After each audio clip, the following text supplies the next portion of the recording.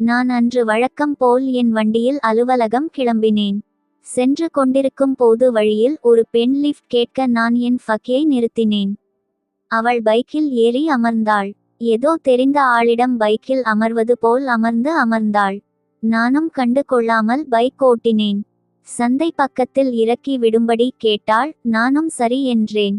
சிறிது தூரம் சென்றதும் அவள் பேச்சை ஆரம்பித்தாள். அவளை பற்றி சொல்லிவிட்டு என்னை பற்றி கேட்டறிந்தாள். அவள் பெயர் சாந்தி, வயது 45.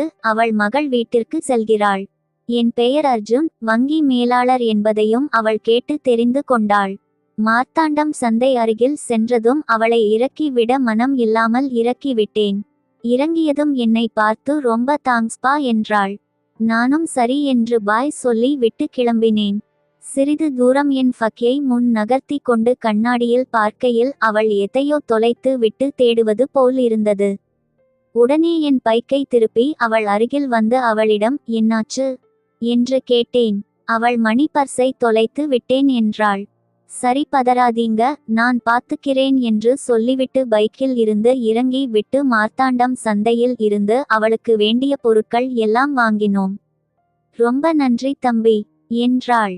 சரி வாங்க, நானே உங்களை வீட்டில் விடுறேன் என்று சொல்லி அவளை என் பைக்கில் கிளம்பினோம். அவள் மகள் வீட்டிற்கு அவள் வழி சொல்ல நான் ஃபக் ஓட்டினேன்.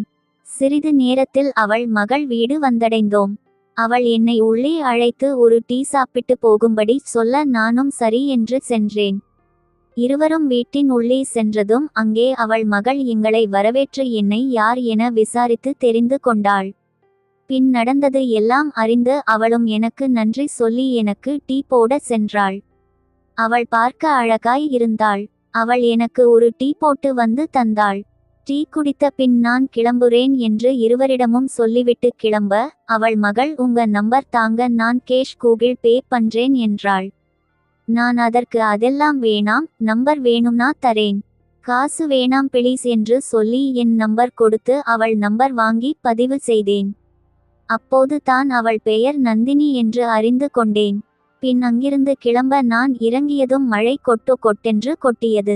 அச்சோ, இப்போ எப்படி போக என்று நான் புலம்ப உள்ள வந்து உட்காருங்க, மழை தீர்ந்து கிளம்பலாம் என்றாள் நந்தினி. நானும் வேறு வழி இன்றி உள்ளே சென்று அமர்ந்தேன். சாந்தியும் நந்தினியும் சமையல் செய்ய சென்றார்கள், எனக்கும் சேர்த்து.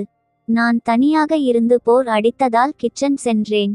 அங்கே இருவரும் சமையல் செய்ய நான் அவர்கள் அருகில் சென்று பேசினேன். சிரித்து பேசிக்கொண்டே சமையல் நடந்தது. பேசிக்கொண்டே நான் நந்தினியிடம் உங்க கணவர் என்ன செய்கிறார் என்று கேட்க அவள் உடனே மௌனம் ஆகி அங்கிருந்து சென்றாள். பின் அவள் தாய் சாந்தியிடம் என்னாச்சு என்று கேட்க அவள் எல்லாம் விவரித்தாள். நந்தினியின் கணவர் வேறு ஒரு வீட்டில் தோட்ட வேலை செய்து கொண்டு இருக்கிறார். மாதத்தில் 2-3 முறை தான் வீட்டிற்கு வருவான் என்றும் வரும்போ செலவுக்கு ஏதாவது காசு நந்தினியிடம் கொடுத்து விட்டு தங்கி செல்வான், அவளும் வேற வழி இல்லாம வாழ்கிறாள் என்றும் அறிந்து கொண்டேன். பின் வெளியே வந்ததும் சமையல் ரெடி ஆகிடுச்சு, சாப்பிட வாங்க என்று என்னை அழைத்து சாப்பிட வைத்தார்கள். 3 பேரும் சிரித்து பேசி கொண்டே சாப்பிட சாந்தி என்னிடம் சொன்னாள், ரொம்ப தேங்க்ஸ் தம்பி, என் பொண்ணு இப்படி சந்தோஷமா பேசி சிரிச்சு ரொம்ப நாள் ஆச்சு என்று சொன்னாள். கவலைப்படாதீங்க, இனி உங்க பொண்ண டெய்லி சிரிக்க வைக்க நான் இருக்கேன் என்று சொன்னதும் இருவரும் என்னை ஆச்சரியமாய் பார்த்துவிட்டு புன்னகைத்தார்கள்.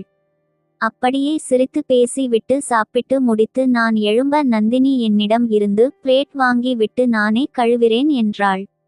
பின் இருவரும் சேர்ந்து எழுந்து சென்றோம், கை கழுவினோம். பின் மழை நின்றதால் நான் கிளம்புறேன் என்றேன். உடனே சாந்தி என்னை மார்த்தாண்டத்தில் விட முடியுமா என்று கேட்டாள்.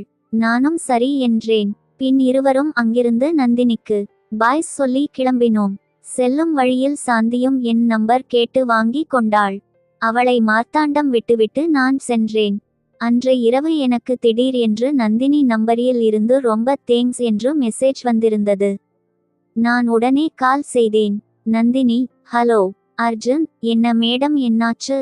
நந்தினி, ஒன்னும் இல்ல, தேங்க்ஸ் சொல்ல தோணிச்சு. அர்ஜுன், நான் இருக்கேன், எந்த பிரச்சனை நாளும் உங்களுக்கு இனி. நந்தினி, நம்பலாமா? அர்ஜுன், நம்பிக்கை இல்லையா? நந்தினி, நம்புறேன். அர்ஜுன், உங்களுக்கு எப்போ கவலையா இருந்தாலும் எனக்கு போன் பண்ணி கூப்பிடுங்க. நந்தினி, சரி. நாங்கள் அப்படியே பேசி நண்பர்கள் ஆனோம். நாட்களும் அப்படியே நகர நகர நாங்கள் நல்ல நண்பர்கள் ஆனோம். தினமும் வீடியோ கால் பேச ஆரம்பித்தோம். திடீரென்று ஒரு நாள் அவளிடம் இருந்து கால் எதுவும் வரவில்லை. நான் பலமுறை கால் செய்தபின் இரவு என் கால் எடுத்தாள். எடுத்தவள் தயங்கிய குரலில் தன் மகளுக்கு உடம்பு சரியில்லாமல் அரசு மருத்துவமனையில் சேர்த்திருப்பதாக கூறினாள். நான் உடனே என் கார் எடுத்து விட்டு அங்கே சென்றேன். அங்கு சென்று எல்லாம் விசாரித்த பின் அவர்களை அங்கிருந்து உயரிய ஒரு தனியார் மருத்துவமனைக்கு அழைத்து சென்றேன். அங்கு அனைத்து செலவும் நானே பார்த்து கொண்டேன். இரவு 2 மணி அளவில் சாந்தி என்னையும் நந்தினியையும் வீட்டிற்கு சென்று தூங்கும் படி சொல்ல நான் நந்தினியை அழைத்து கொண்டு கிளம்பினேன். செல்லும் வழியில் ஒரு டீ சாப்பிட்டு அவளுக்கு ஆறுதல் கூறினேன். அவளும் நன்றி சொன்னாள். பின் அங்கிருந்து கிளம்பி நந்தினி வீட்டை அடைந்தோம். சரி, நாளைக்கு பார்ப்போம் என்று நான் கிளம்ப, எங்க போறீங்க? வாங்க இங்கேயே தங்கிட்டு காலையில கிளம்பலாம் என்றாள். நானும் சரி என்று அவளுடன் வீட்டில் சென்றேன். உள்ளே சென்று சிறிது நேரம் களைப்பில் அமர்ந்திருந்தோம். என் கண்ணில் தூக்கம் வருவதை கண்ட அவள், வாங்க உள்ள வந்து தூங்குங்க என்று அழைத்தாள். இல்ல வேணாம், நான் இங்கேயே படுக்கிறேன் என்றேன். இங்க கொச்சு தொல்லையில தூக்கமே வராது. சரி என்று நானும் வீட்டுக்கு உள்ளே போய் தூங்கினேன். நந்தினி, நீங்க இன்னும் தூங்கவில்லையா? அர்ஜுன், தூக்கம் வரல. நந்தினி, ஏன், என்னாச்சு? அர்ஜுன், எனக்கும் இப்ப டீ குடி போல இருக்கு. நந்தினி, போய் டீ குடிச்சிட்டு வாங்க. நானும் போய் டீ குடிச்சிட்டு வந்தேன். சரி, தூங்க சென்றேன். எனக்கு ரொம்ப நாளாக தோட்ட வேலை செய்ய வேண்டும் என்று இருந்தது. இன்னிக்கு தோட்ட வேலை செய்யலாம் என்று முடிவு செய்தேன்.